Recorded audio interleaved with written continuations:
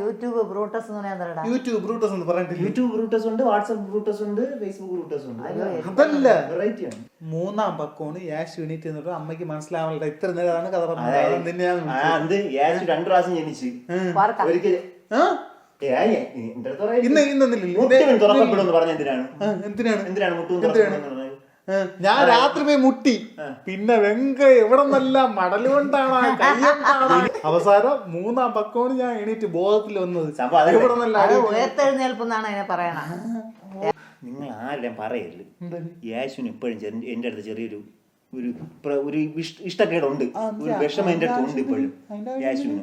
Christmas കഴിഞ്ഞിരിക്കുകയാണ്. പക്ഷെ സംഭവം എന്ന് പറഞ്ഞാൽ ലോകത്തുള്ള ഈ യേശു ജനിച്ചില്ലേ, അപ്പൊ ഉള്ള ലോകത്തുള്ള ആക്രികളെല്ലാം, ആക്രി നക്ഷത്രങ്ങൾ, വാൽ നക്ഷത്രം, കിളി നക്ഷത്രം ഉള്ള മറ്റേ നക്ഷത്രങ്ങൾ എല്ലാം, അണ്ടനും അടകോടൻ നക്ഷത്രങ്ങളെല്ലാം പോയി.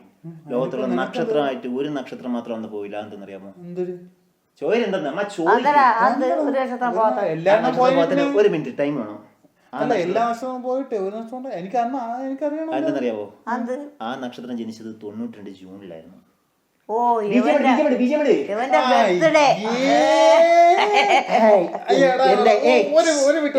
എന്റെ അമ്മച്ചിയുടെ നക്ഷത്രം ഞാൻ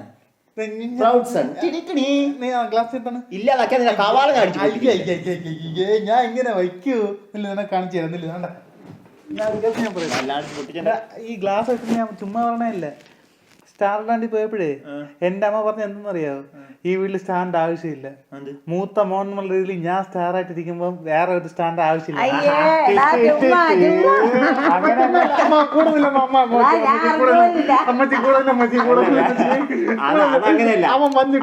ലക്ഷണം വാഴ വെക്കാൻ പോയപ്പോഴാണ് അമ്മയുടെ ഡയലോഗ് പറഞ്ഞത്.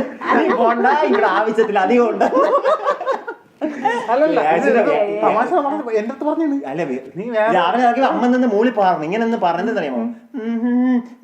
അപ്പൊ ഞാൻ കേട്ട് എന്തിനാന്ന് വെച്ചു. അപ്പൊ പറഞ്ഞു ക്രിസ്മസ് കഴിഞ്ഞല്ലോ, യേശുവും പോയല്ലോ, മാലകമർ വന്നില്ലല്ലോ, വെള്ളമടിച്ചില്ലല്ലോ.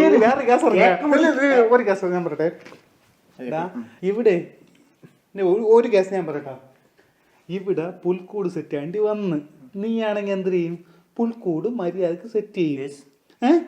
അപ്പൊ അവിടെ ഈ ജനിച്ച സമയത്ത് അവിടെ ഇരിക്കണ ആരാണ്?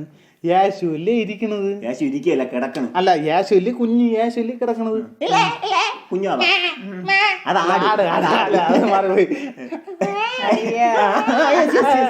അങ്ങനെ വരും. അത് കിടക്കല്ലേ ചെയ്യണത്. ഇവിടെ എന്റെ അമ്മ ചെയ്ത പരിപാടി എന്തെന്നറിയാവോ? നീ ഇപ്പൊ കണ്ടില്ലേ മറ്റേ മാലാകല്ലേ, ഗ്ലോറി എന്നറിയ മാലാകല്ലേ?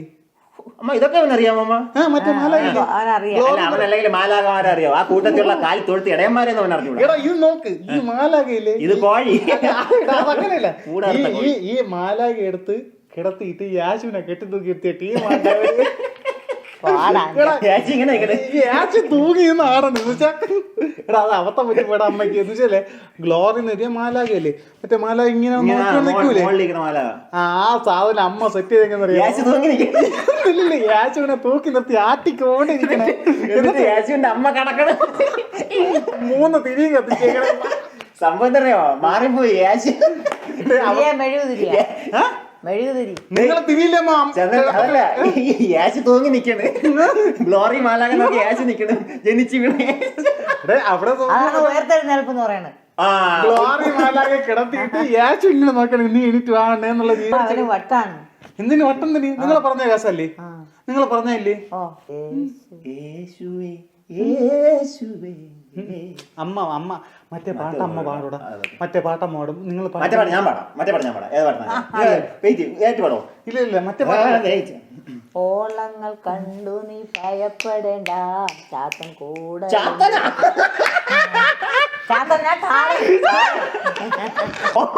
ഓളങ്ങൾ കണ്ടു നീ ഭയപ്പെടേണ്ട, ചാത്തൻ കൂടെ ഉണ്ട്. നമ്മള് മനുഷ്യനോട് പോകൂലേ, അപ്പൊ ഓളങ്ങൾ കണ്ട് ഭയപ്പെടേണ്ട, നമ്മളെ കൂടെ ആളും കൂടെ ഉണ്ടെന്നാണ് പറയണത്. ചാത്ത സാധനം ചൈന ഇങ്ങനെയല്ല, ചാത്ത കൂടെ ഉണ്ടെന്നല്ല, നാഥൻ. ഓളങ്ങൾ കണ്ടു നീ ഭയപ്പെടേണ്ട, അങ്ങനെയല്ല പടാ. ചാത്തനുണ്ട്, ചാത്ത സാധനം. അല്ലല്ല, മറ്റേ അല്ലല്ല, ഇതില് വേറൊരു കേസുണ്ട്. യേശുവിന്റെ ഞാൻ ചോദിച്ചു അമ്മ യേശുവിന്റെ അമ്മ അച്ഛനും ആരെന്ന് ചോദിച്ചു. അപ്പൊ രാവിലെ പറഞ്ഞു അമ്മ ആരൊക്കെ അമ്മ യേശുവിന്റെ അമ്മ അച്ഛനും. എനിക്ക് അറിഞ്ഞൂടാ, ഞാൻ പണ്ട് പഠിച്ചതേ ഉള്ളൂ. പണ്ട് പഠിച്ചവർ ഇപ്പൊ മാറുമോ? ഏത് വർഷം മാറാൻ ബദലേമില്ലേ കാലിത്തൊഴുത്തിലാണ് ജനിച്ചത്. കന്യാമറിയമല്ല കരുണ കരുണ കന്യാമറിയം. കരുണ നിറഞ്ഞവനെ. കരുണ നിറഞ്ഞവൻ എന്നുവെച്ചാൽ ആരിലും എല്ലാവരുടെയും സ്നേഹമാണ്. അതെ ലോകത്താക്കും വെളിയിറങ്ങാൻ പറ്റാത്ത അവസ്ഥയായി പോയി.